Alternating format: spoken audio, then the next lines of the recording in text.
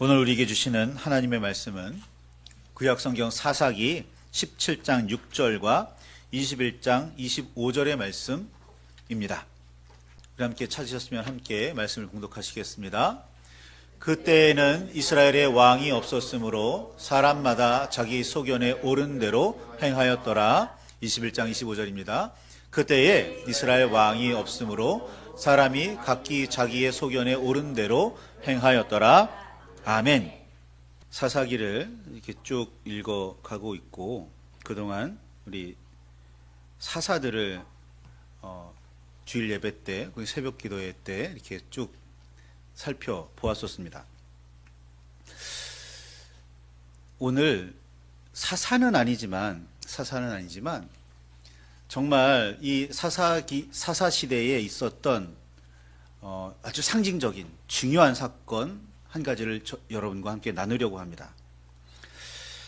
미가라는 사람이 에브라임 산지에 살고 있었습니다. 따라서 미가는 에브라임 지파에 속한 사람입니다. 그의 어머니가 어느 날 은 1,100을 잃어버렸습니다. 자, 은 1,100은 결코 작은 돈이 아닙니다. 은화 1,100개, 우리 동전 1,100개만 해도 10원짜리 1,100개만 해도 굉장히 무겁습니다. 그걸 어느 날 들고 다니다가 떨어뜨려서 잊어버렸다? 이건 말도 안 되는 일입니다. 어딘가에 꽁꽁 숨겨두었던 것일 텐데 그걸 누가 훔쳐간 거예요. 속상하기도 하고 화가 나기도 했기에 도둑을 저주합니다. 이 도둑놈 지옥에나 가라. 그랬겠죠? 그런데 다행히도 그 아들이 그 돈을 찾아옵니다. 어디서 찾아왔는지는 알려져 있지 않아요. 이것 때문에 이 도둑이 아들은 아니었을까라는 추측을 하는 학자들도 있기는 해요. 어쨌든 아들이 돈을 찾아왔습니다. 엄마는 매우 기뻐하면서 돈을 찾은 것이 기뻐서 여호와께 복받기를 원한다라고 그렇게 축복을 합니다. 그리고 그 축복한 이유가 그 이야기의 시작부터 좀 심상치가 않아요. 축복과 저주가 하나님의 뜻에 따라 하나님의 이름으로 이루어진 게 아니에요. 자기의 이익이나 손해에 따라서 다른 사람을 축복하거나 저주한다는 겁니다. 하나님께서 기뻐하시는 일을 했기 때문에 그는 축복받아야 하고 하나님께서 기뻐하시지 않는 일을 했기 때문에 그가 저주받아야 한다가 아니라 내가 좋으면 축복하는 거고 내가 싫으면 저주하는 거예요. 기준이 하나님이 아니라 사람입니다. 에덴 동산에서 선악과를 따먹었을 때도 마찬가지의 사건이 벌어져요. 아담과 하와는 선악과를 먹은 이후에 자신의 몸을 바라봅니다. 하나님을 바라보거나 하나님께서 창조하신 세상을 바라보는 게 아니라 그 시선이 자신을 향하게 돼요. 기준이 바뀌었다는 것을 의미하거든요. 여기서도 마찬가지입니다. 미가의 어머니는 축복과 저주를 하는데 그 기준이 자기가 기쁘면 축복하는 거고 자기가 기분 나쁘면 저주하는 거예요. 기준이 자기입니다. 기준이 자기예요.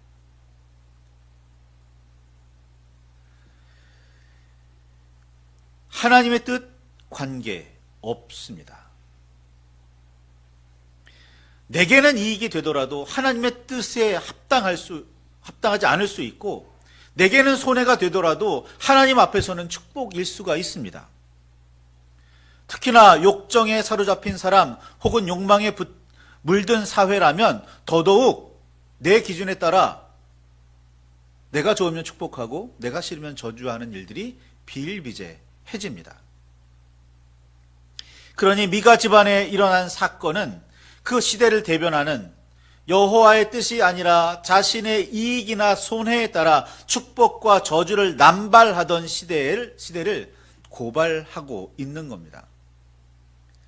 어머니는 돈을 되찾았다는 기쁨에 그 돈을 아들에게 되돌려주면서 이렇게 말합니다.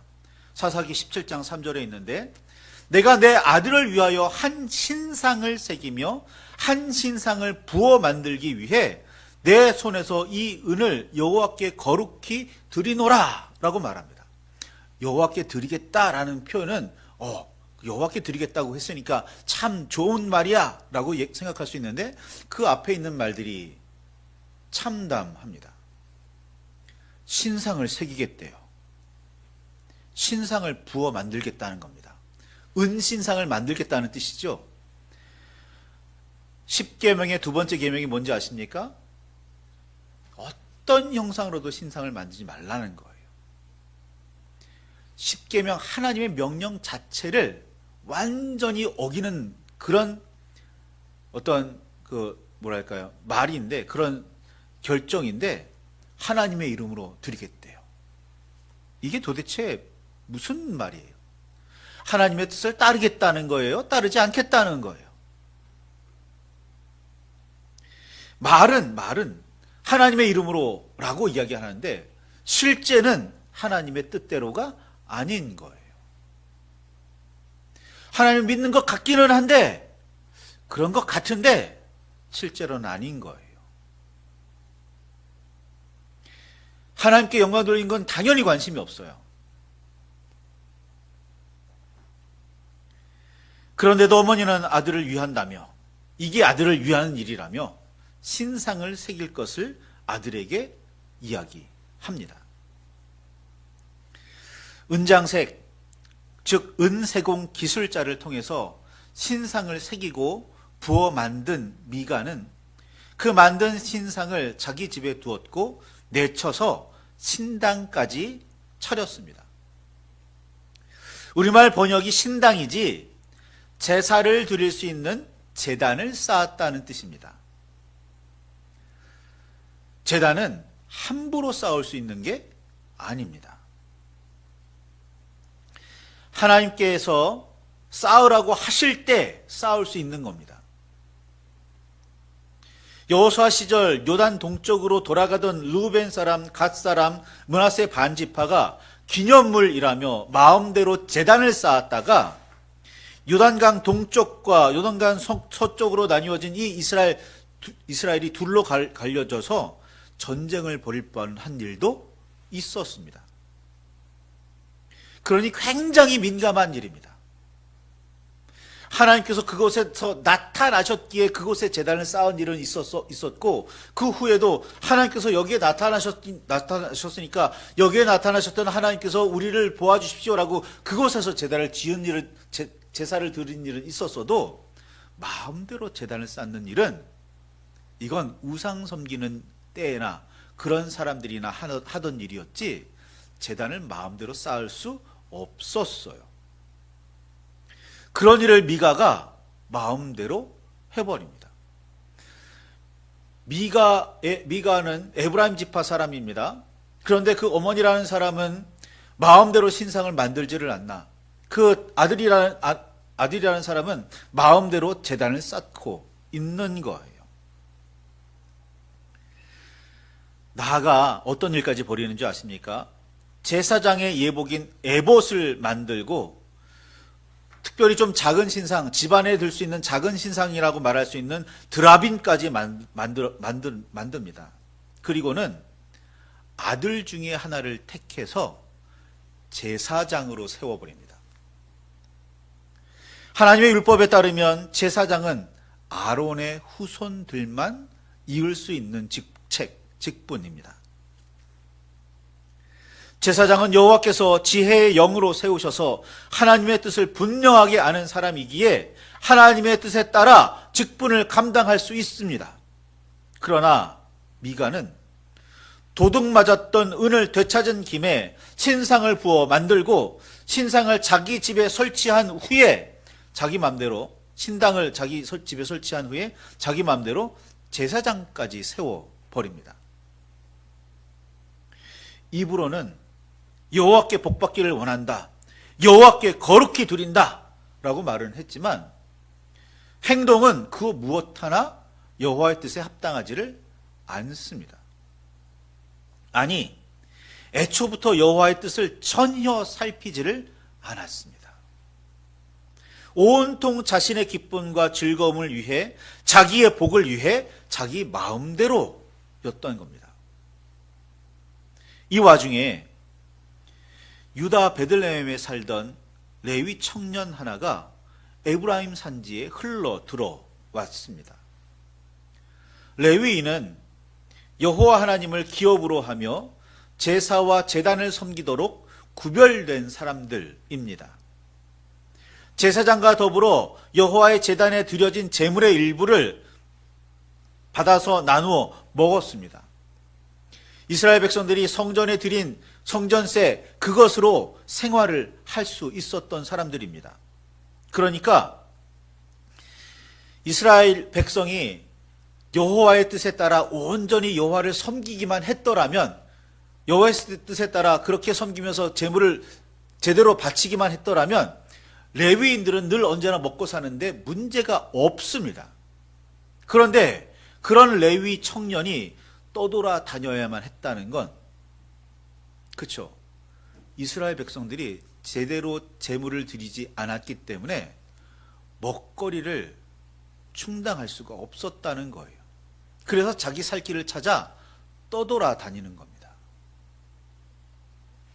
레위인이 우연히 에브라임 이 지역에 흘러 들어왔다는 건 상당히 심각한 문제예요. 레위인이 먹고 살 방법이 없어서, 하나님께 제사 드리는 사람이 없으니 재물이 없고, 하나님 성전에 그 성전세를 바치는 사람이 없으니 돈이 없어, 먹을 게 없어서, 살 수가 없어서 살 길을 찾아 떠돌아다니는 겁니다. 그러다가 에브라임 산지에 들어와 미가를 만나게 되는 겁니다. 그래도 자기 아들을 제사장으로 세우기는 했지만 이 사람이 제사장으로서의 자격은 부족하다, 자격이 안 된다라는 걸 알았던지 이 레위 사람에게 부탁합니다. 우리 집안의 제사장이 되어 달라고 말이죠.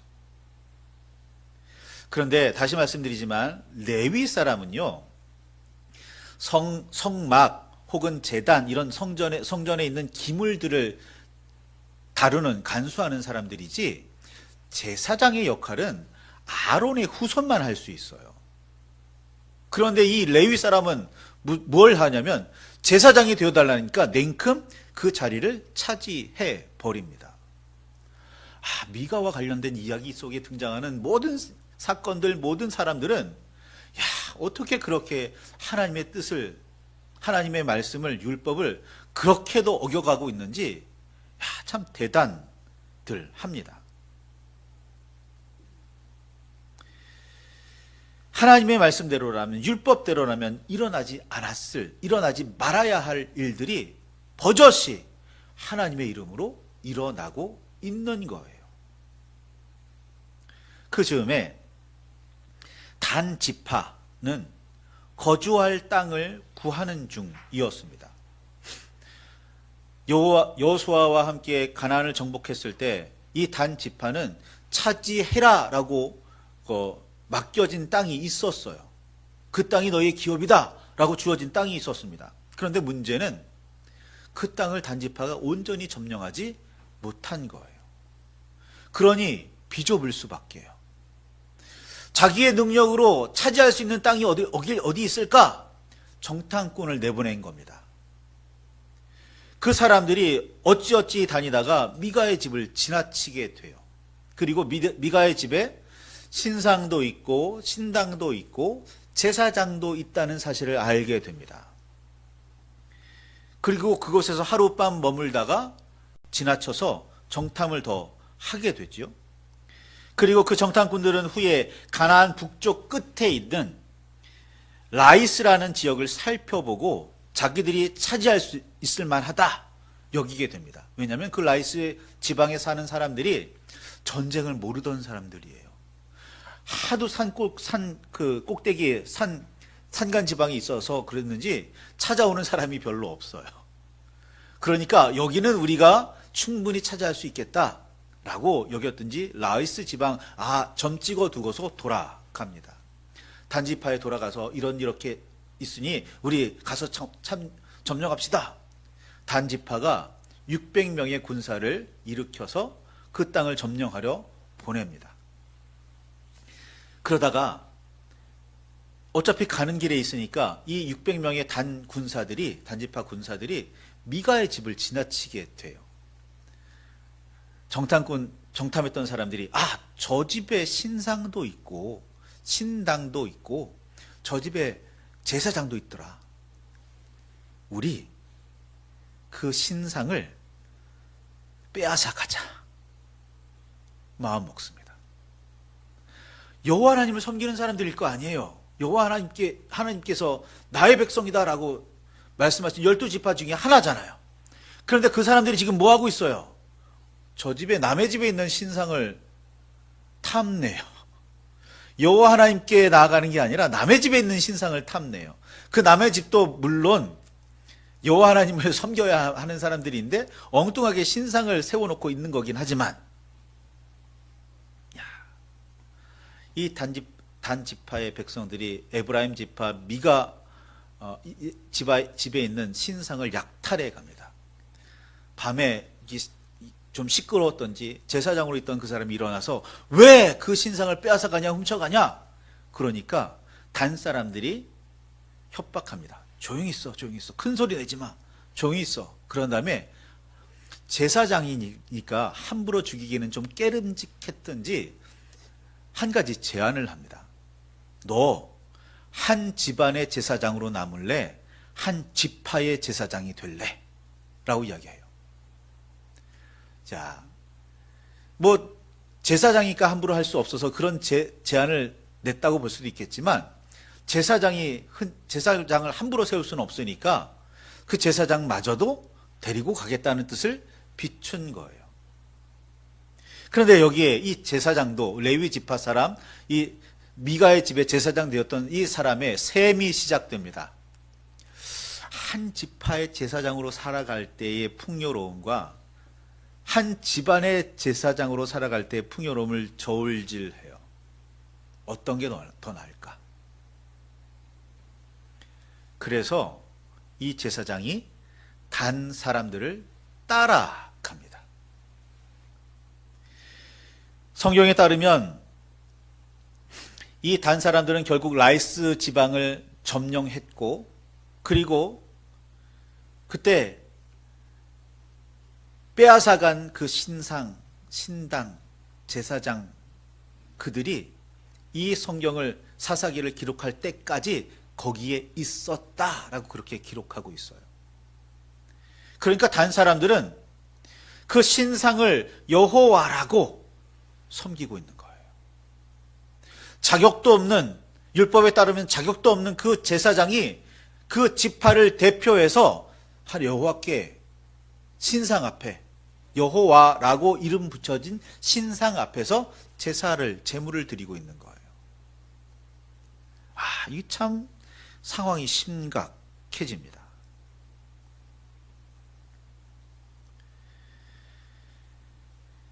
에브라임 산지의 미가 집안을 중심으로 벌어졌던 이 사건은 당시 이스라엘이 여호와 앞에 얼마나 큰 죄를 지으며 타락했는지를 단적으로 보여줍니다. 하나님의 집, 즉 성막과 언약궤는 버젓이 실로에 있는데 이들은 아무렇지도 않게 그런 일을 벌였던 겁니다. 여러분 나중에 보면 솔로몬 왕이 죽은 다음에 남북왕국이 갈리잖아요. 그때 북왕국을 대표했던 여로보암이 했던 일이 뭐냐면 송아지 우상을 만들어요. 만들고서는 백성들에게 뭐라고 선포하냐면 이 금송아지가 우리를 이집트에서 이끌어낸 여호와야. 여로보암이 그 짓을 했었거든요.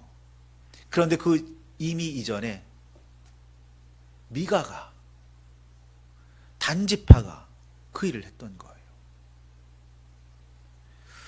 여러분 만일 여러분이 여호와 하나님이라면 이들에게 축복을 하시겠습니까? 이들에게 복을 내리시겠어요? 우리가 나를 여호와 하나님의 자리에 놓는 것 자체도 불경이지만 한번 생각을 해보자고요. 그런 이들에게 복을 주시겠냐고요. 사사기 시절에 가나안 백성들이 혹은 다른 민족들이 계속해서 이스라엘을 쳐들어오는 이유가 그거예요. 하나님을 섬기는 것 같은데 섬기지를 않는 거예요. 하나님의 이름을 부르짖기는 하는데 진짜 하나님의 말씀대로 사는 건 아니라는 겁니다. 이게 커다란 문제, 심각한 문제입니다. 자신에게 이득이 되면 자기의 이름으로 아무나 축복하고 그걸 여호와께서 하셨다고 포장합니다. 기분 나쁘면 저주하고 그걸 여호와께서 저주하신 거라고 그렇게 포장해버리는 거예요.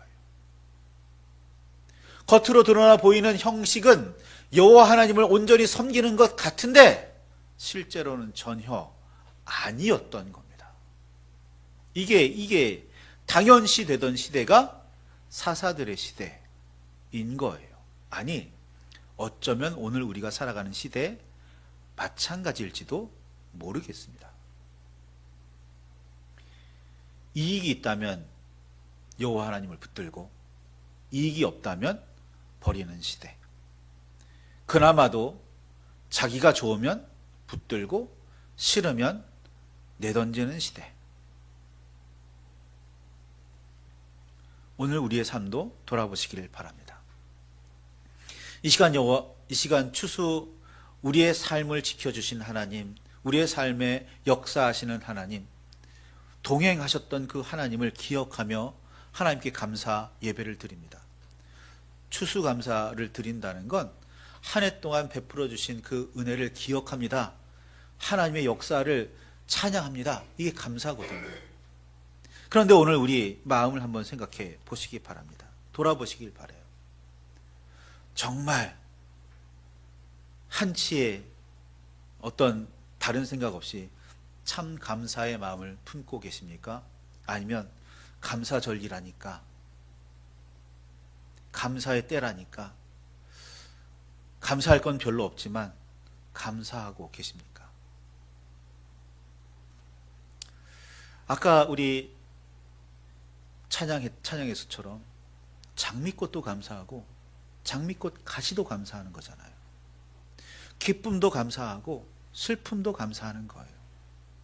건강함도 감사하지만 아픔도 감사하는 겁니다. 왜요? 바울이 그랬잖아요. 내가 연약한 그때에 내 주님께서 역사하신다고요. 그러니 감사해야죠.